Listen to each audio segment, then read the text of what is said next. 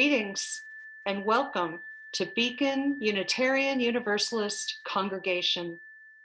To our members, friends, and everyone joining us in our virtual congregation on YouTube today. Hello, I'm the Reverend Robin Landerman Zucker, minister of this congregation, and I will be hosting our virtual worship service for today, February 14th, 2021, with worship associate Kim Angelo and with music from Roomie and Stephanie Galloway.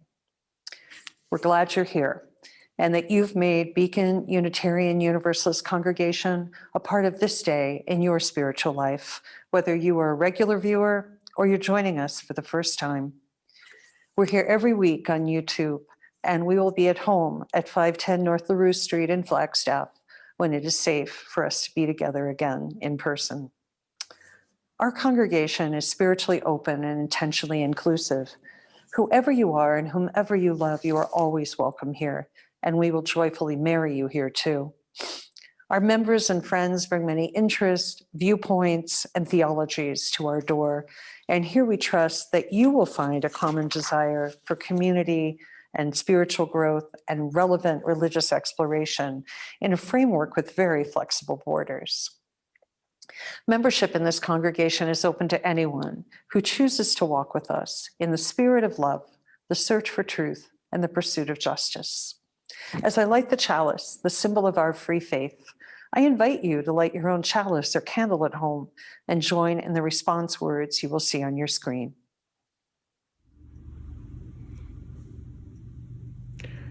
We light this chalice with a flame that draws us together. With this flame, we cut through the darkness of isolation and are warmed by the fires of our inner connection. The mission and covenant of Beacon Unitarian Universalist Congregation express our values and our vision of ourselves as a gathered community in the world. Please join me in the mission and covenant. You'll see the words on your screen. The mission of Beacon Unitarian Universalist Congregation is to be a welcoming community that embraces diverse thought and belief and builds a just, peaceful, and compassionate world. Love is the spirit of this church. The quest for truth is its sacrament, and service is its prayer. To dwell together in peace, to seek knowledge in freedom, to serve humanity in kindness. Thus do we covenant. And now worship associate Kim Angelo has some opening words for us. Our opening words today are by Alice Walker, a poem called While Love is Unfashionable. While love is unfashionable, let us live unfashionably. Seeing the world a complex ball in small hands, love our blackest garment. Let us be poor in all but truth and courage handed down by the old spirits. Let us be intimate with ancestral ghosts and music of the undead. While love is dangerous, let us walk bareheaded beside the great river. Let us gather blossoms under fire. Please join me in singing All My Memories of Love.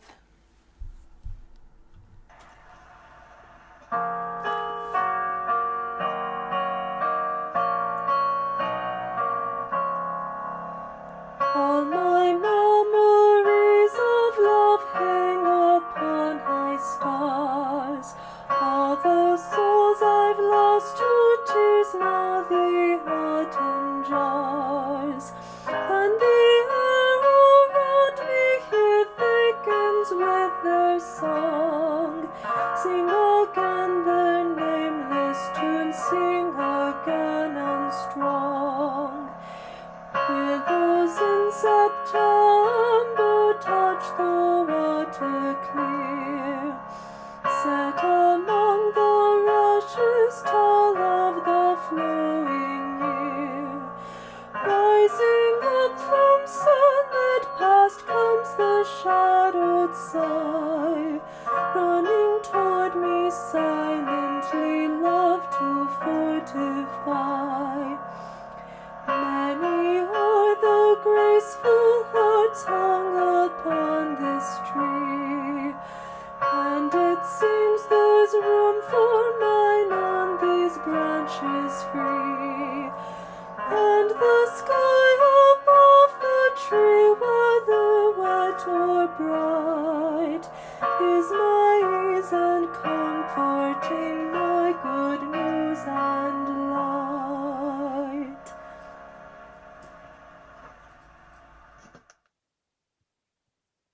This is the time in our service when you're invited to share personal joy or sorrow in the supportive fellowship, energy, and presence of this community. Each week we have stones that we place in water to signify that just like a stone in water creates ripples, what affects one of us affects all of us. There are many joys and sorrows that we hold within us. And so I will take my hope stone and place it in the water for all of those joys and sorrows, for our continued endurance in the face of the COVID pandemic. Luckily now, many are getting vaccinated, but for all of those who continue to care for us and those we continue to care for, and generally just lifting up the energy of the planet to a brighter place, I put in this stone of hope. And as I say each week, let us remember that everyone is fighting their own private battle. We know not what it is, but because we're human, we know it to be true. So let us be kind, compassionate, flexible, and forgiving with one another. In a moment, there will be some space and silent time, and you'll see a graphic on the screen where you can speak your joy and sorrow into that space, knowing it's being held energetically by the rest of us. You can also come to the post-service gathering on Zoom every Sunday at 11, and the links for that are in the e-news that you can find on our website. And that's an opportunity to connect in real time, face-to-face, share what's happening in your life, share your joys and sorrows with one another. But now, let us be in that silent space, speaking and holding our joys and sorrows with one another.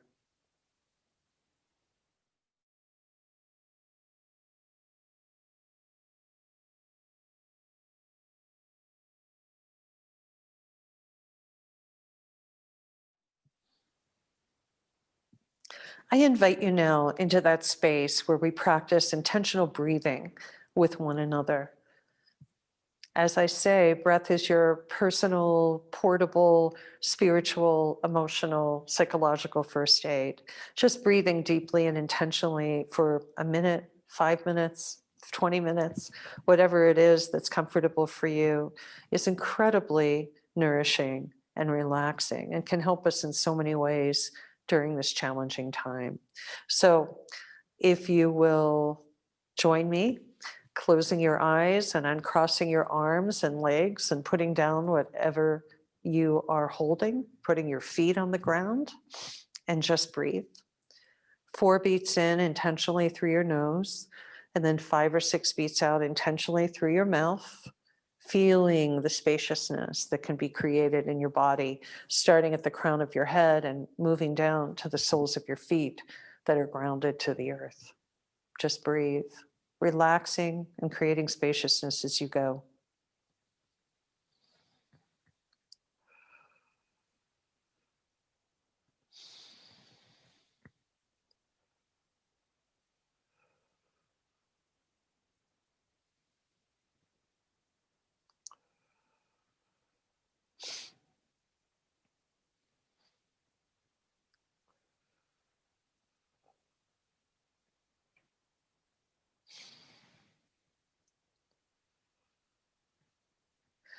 While you continue breathing, I offer this meditation from Wayne Arneson.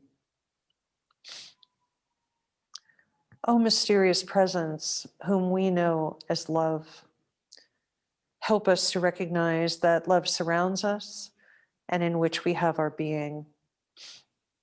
Help us to see ourselves as the loving people we are and can be. In silence now, we bring our mind's eye to our mind's eye, the people who have loved us and continue to love us, people who are not here with us today, but whose love we carry with us, people who are there with us every day, and whose love we sometimes take for granted but need. People who might be within our circle of love, to whom we could extend a little further. We hold these people in our hearts, and we ask that our hearts be opened to all those names and faces that cross our minds, and that the love we share with the people in our lives may be our best and most abiding teacher. Blessed be. Let's continue breathing together as we move into our musical breathing meditation.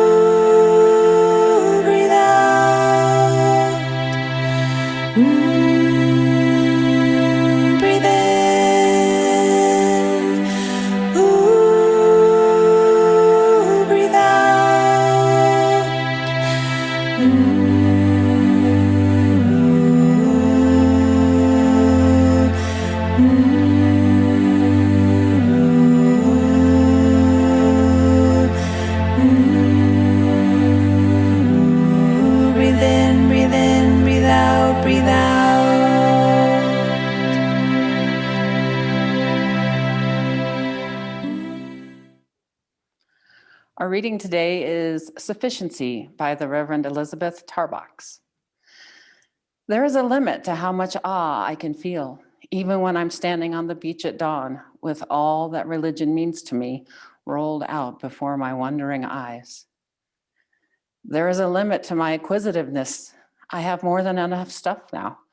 I have all the things I could possibly want to make my life comfortable. I have plenty of belongings, thank you. But love, oh God, there is no limit to my longing for love.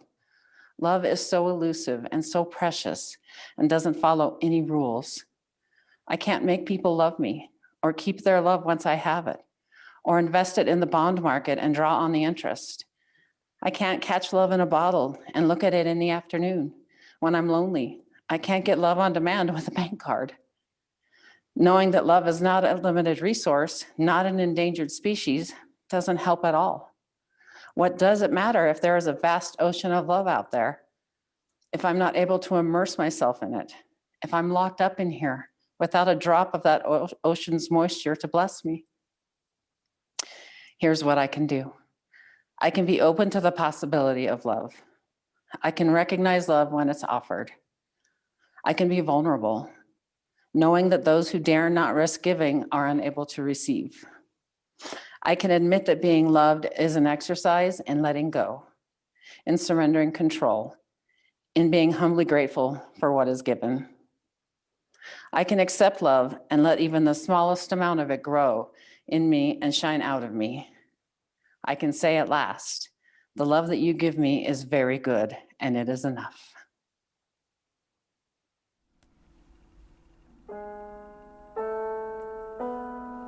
Fön von dir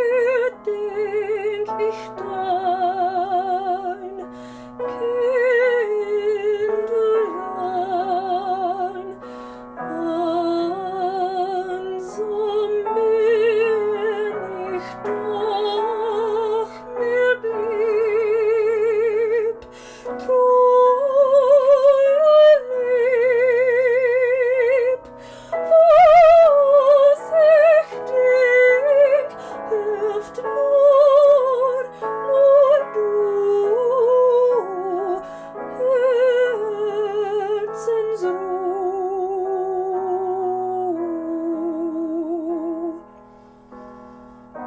Sehe stets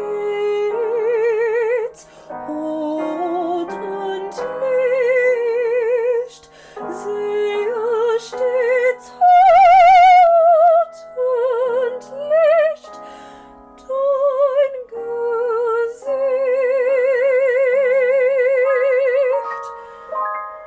und in mir immerzu.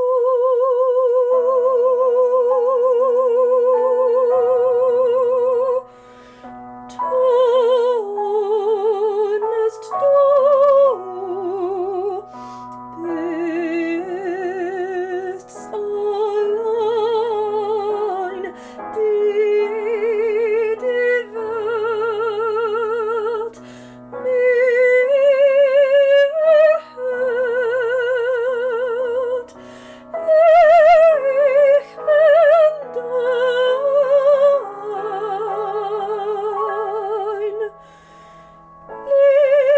Liebchen fein.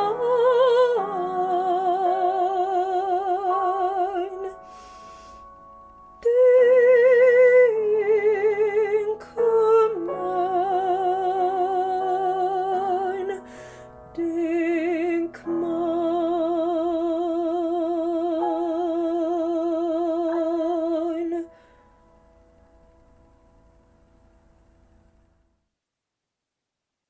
My sermon today is entitled, Love Me Like a Rock, a sermon towards devotion. 12 feet or so off the east edge of State Road 103, which runs north-south through the small town of Newbury, New Hampshire, population 1,500 or so, there sits a squarish gray-brown slab of a rock, roughly the height of a man. Its southern face is flat, nearly smooth, at a billboard angle toward the traffic that's coming north.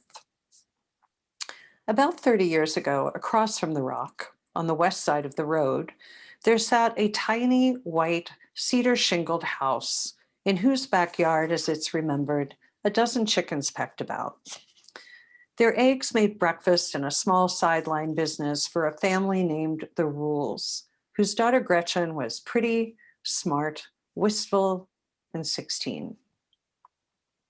There was a boy, a shy boy, also wistful, also a farmer, whose name is forgotten today, and he pined for Gretchen Rule. He cast about ways to tell her and show her without really telling or showing himself, and then he hit upon the rock. Chicken farmer, I love you, he wrote on it, in 8-inch high, spray-painted letters, one moonlit, high-starred night, or so the story goes. And the girl saw it, and she guessed the author, though it was only really a guess. And the town and the passing motorists smiled, made their own guesses, and went along their way. The message endured for years, though brambles grew up to obscure it, and the letters, once so bold and white, began to fade. Gretchen Rule went off to college and then to life, and the boy, whoever he is or was, became a man.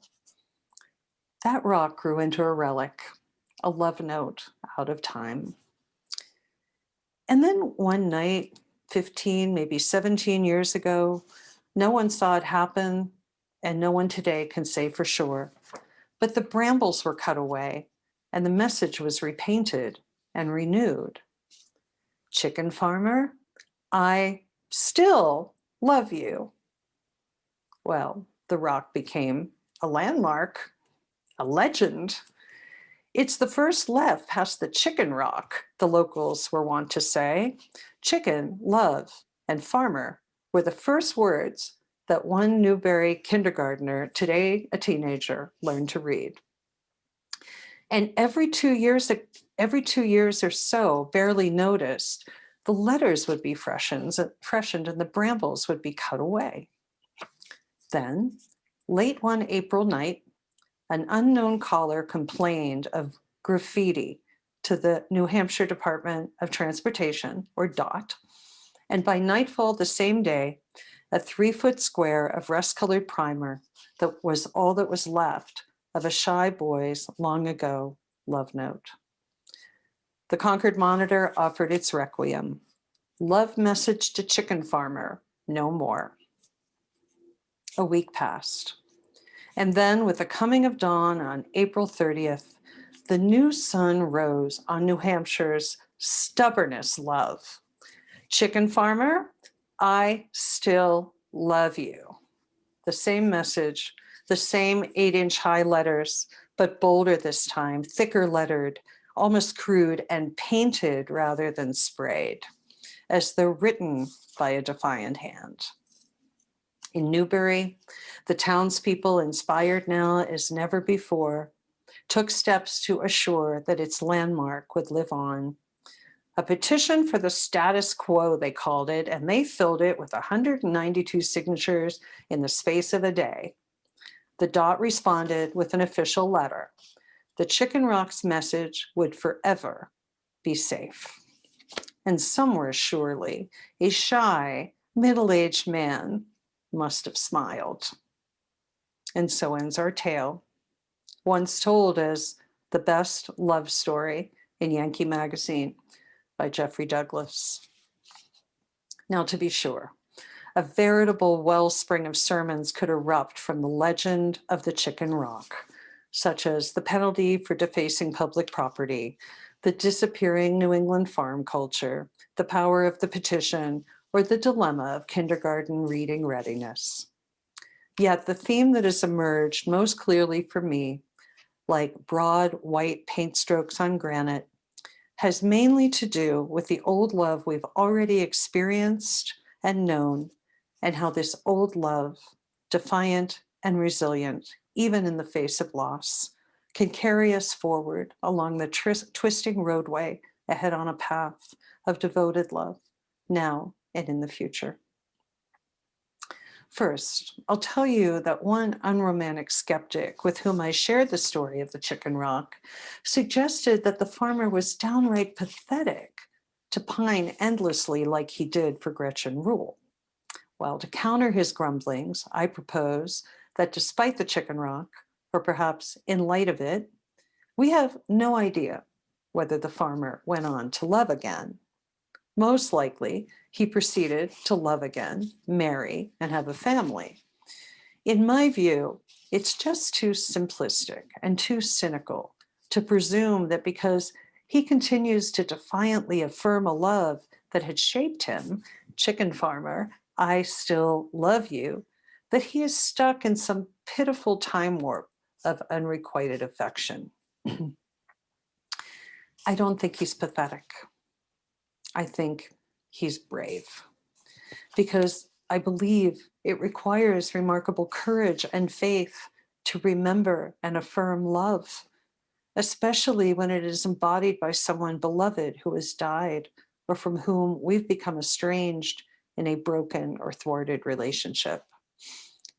Reconnecting with old love often means reconnecting with old pain, loss, grief, disappointment, or anger. And this can be a tough expedition over rough terrain. Yet by taking this journey, we discover that there is really no way to avoid loss and the resulting grief, just as Judith Vorst has made very clear in her excellent book, Necessary Losses. She tells us the only way to avoid loss is to avoid attachments, but to do that is to avoid life, or at least a truly human life.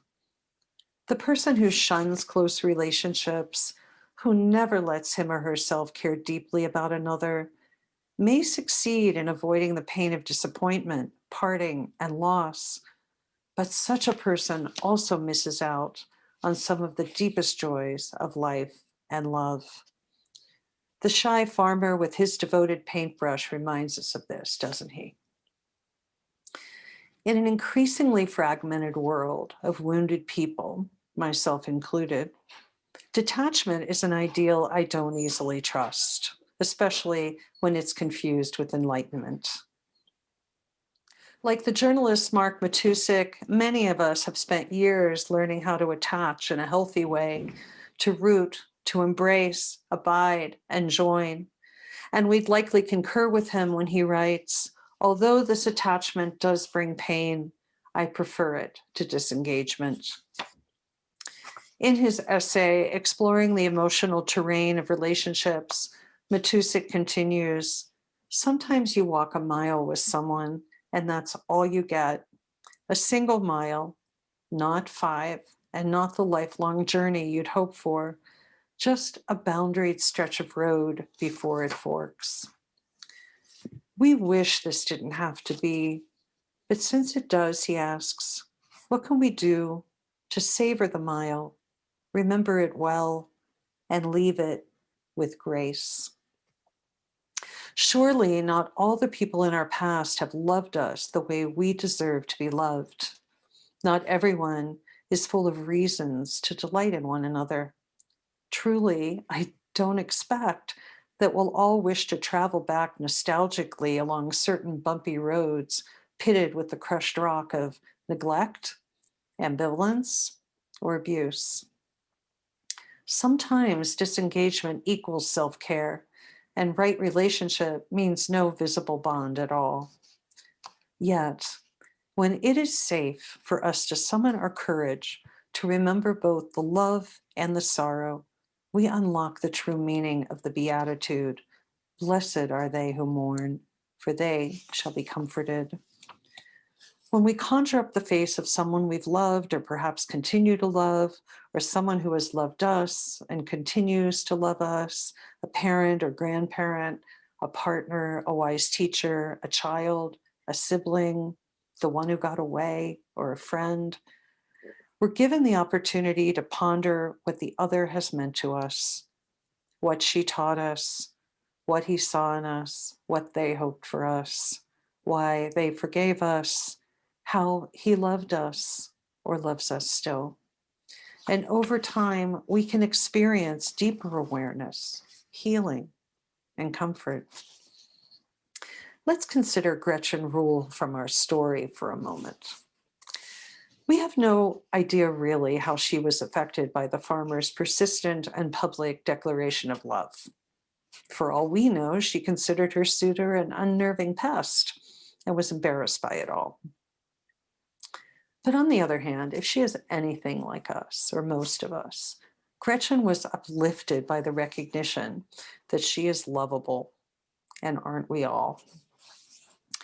By the same token, think of those people who are depending on each of us right now to reassure them that they are lovable, who are depending on each of us as a rock-solid landmark of devotion in their lives, those who might experience healing or comfort in the enduring love and in the knowledge that we still love them in spite of their failings, no matter what. This Valentine's Day, as we approach the 1-year mark of when we began to quarantine, self-isolate, and socially distance, our need to connect is still crucial, precious, and necessary. Sheltering with loved ones has offered fresh challenges, perhaps new riches of connection, or perhaps an overabundance of intimacy in a stressful time. Yet when we do feel safe enough to invest or reinvest in our partnerships, despite past disappointments, challenges, or daily irritants, we practice devotion at its truest and fullest expression. In a fable from the Hasidic tradition, a discouraged man tells his rabbi, "The feeling of love I have for my wife comes and goes. I used to love her more. What should I do?" "Love her," responds the rabbi.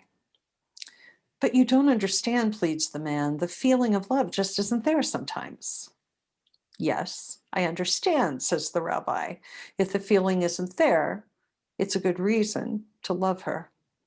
But how do you love when you don't love, when you're angry or resentful?"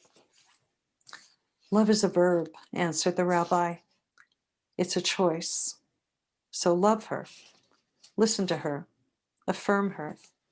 Are you willing to do that? I want to, admits the man, but I'm so hard. I'm so afraid, and it can be so hard.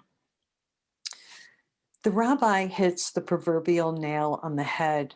Devotion, unlike duty, is a choice. Even more than that, it is a path we choose to walk when possible, a path of abiding love beyond the personality of our partner or the circumstances of one particular day. In my work over the years with couples, I advise them, by committing to the path of your relationship, to the growth, you will succeed. I tell them, you will experience the ecstasy of twilight and the dull heat of noon. It's all part of the path. Walk the path. Be partners on the path. Be devoted to the path itself. David Dita, a popular teacher of spiritual intimacy, agrees. He encourages us to go wide and deep in our devotion and to focus on the path, not the human trappings of the person who walks alongside us on the path.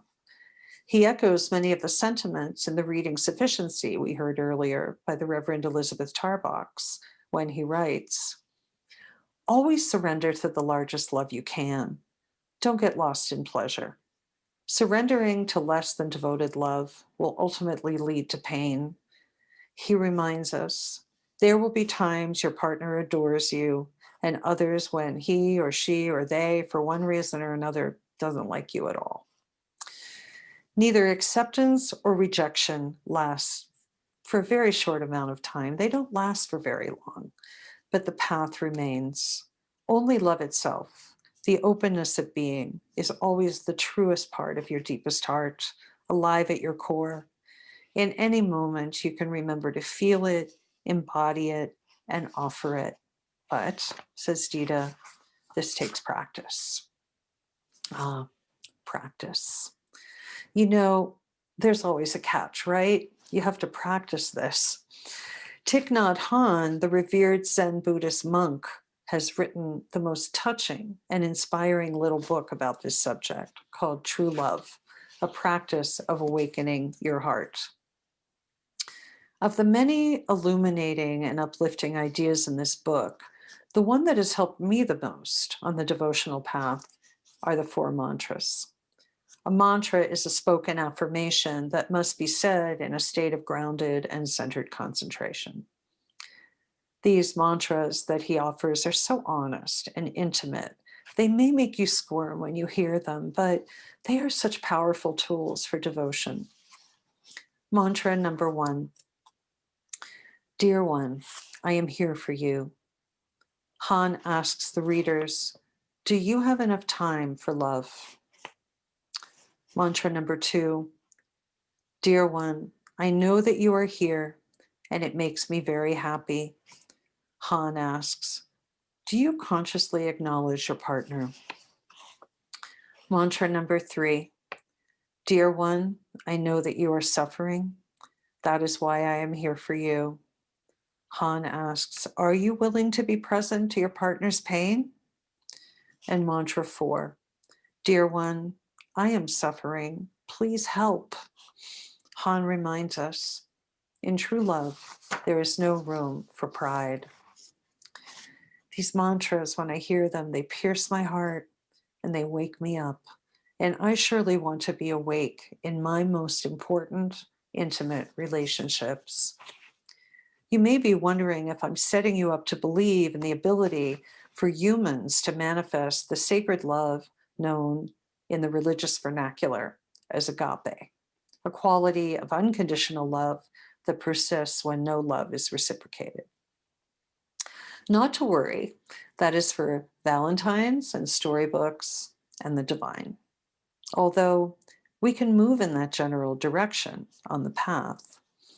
Whether we are humanists or theists or pagans, whether we perceive the sacred as a transcendent deity or an indwelling spirit or a fractal or a brisk wind or something less definable, from time to time we encounter agape and we're humbled because we know instinctively its rarity, that in its transforming presence, we come as near to wholeness as we are likely to get in life. I'd like to believe that on the byways of our imperfect human lives, a soulful present marks the route at regular intervals with the boldly painted legacy. You are accepted.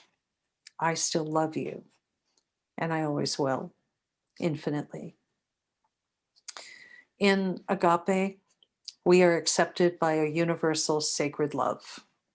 But what about an unconditional love of self? Perhaps. How can we practice devotion if we do not love ourselves or accept ourselves, or at least not loathe ourselves or beat up on ourselves? Yet consider how often our attempts at self-love are unrequited. We really go after ourselves for our frailties, and the brambles of unworthiness grow up to obscure a healthy self-acceptance. So this Valentine's Day morning, let's further resolve to establish rock-solid monuments to self-care, the ones we deserve, with the message, I am worthy and lovable, in 8-inch high letters, painted, not sprayed. And then let's slow down a bit in order to catch more than a quick glimpse of that monument as we race along the speedways of modern life. Perhaps more than any vow we make, the pledge to love and accept ourselves will require the most maintenance and faith, so that the empowering message, I still love you, remains fresh and legible.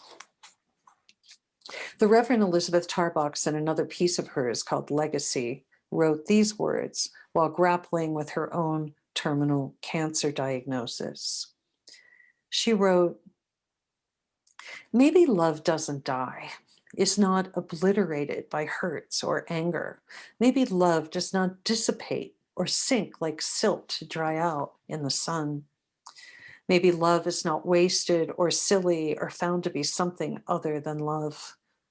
Oh, my dear, do not despair. Although we are broken, the love that spills out of us has joined the love that circles the world and makes it blessed. Today, may we pause long enough to remember old love that spills out from the past and blesses us. And may we feel the power, the challenge, and the nourishment of love, both human and sacred. May we be grateful for devotion that proclaims itself stubbornly in rust-proof paint and endures rock solid by the roadside. New love, full of promise, even love that is merely a memory, or love that is obscured by the brambles of pain. And in doing so, may we each hear a voice, and may we hear these soul-nurturing words in the voice of our choosing, and may we return them in kind. Oh, my dear, do not despair. I still love you. So may it be. Blessed be, blessed we, and amen.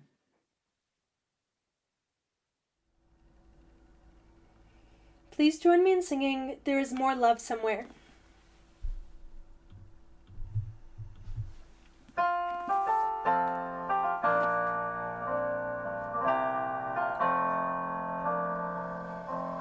There is more love somewhere.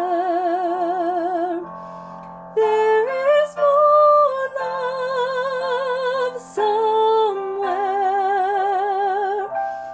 I'm gonna keep on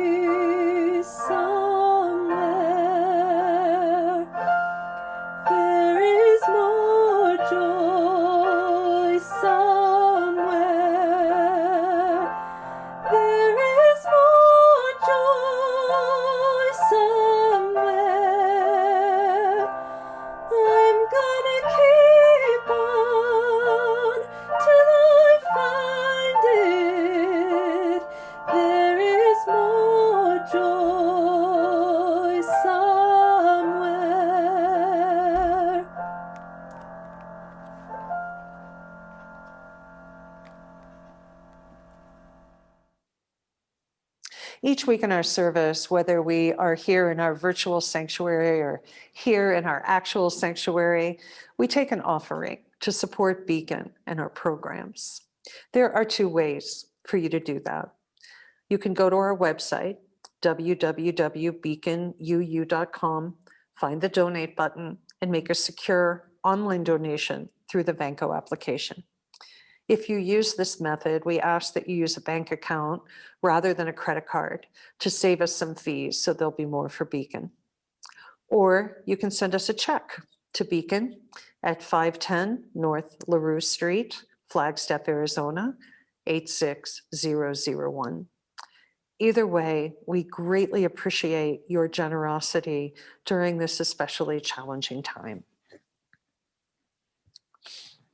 And finally, it is our custom to come together at the end of the service, stand in a circle and hold hands and feel the power, the connection, the warmth, the love of this community, of this congregation. So we have continued to do that in a virtual mode.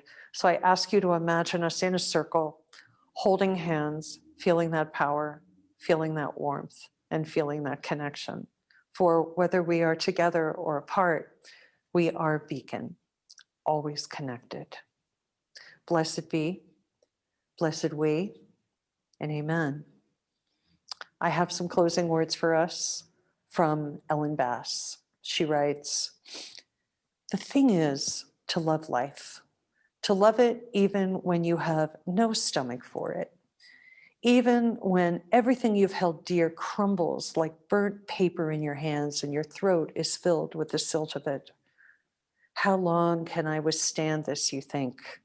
And yet you hold life like a face between your palms, a plain face with no charming smile or twinkle in its eye, and you say, yes, I will take you.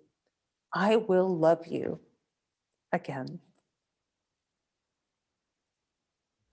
Dum dum dum dum dum dum dum dum dum dum dum dum dum dum dum dum. Here's to the ones that we got. Cheers to the wish you were here, but you're not, 'cause the dreams bring back all the memories of everything we've been through. Close to the ones here today, close to the ones that we lost on the way, 'cause the dreams bring back all the memories, and the memories bring back you. There's a time that I remember when I did not know no pain, When I believed in forever and everything would stay the same. now my heart feel like December when somebody say your name. 'Cause I can't reach out to call you, but I know I will one day, yeah. Everybody hurts sometimes, everybody hurts someday, yeah. But everything will be alright. Go with your voice and say, hey. Here's to the ones that we got.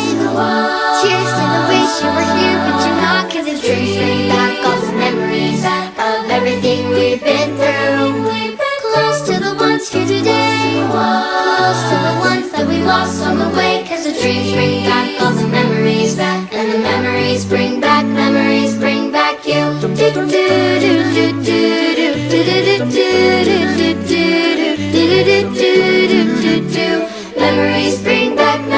bring back you. There's a time that I remember when I never felt so lost, When I felt that all the hatred was too powerful to stop.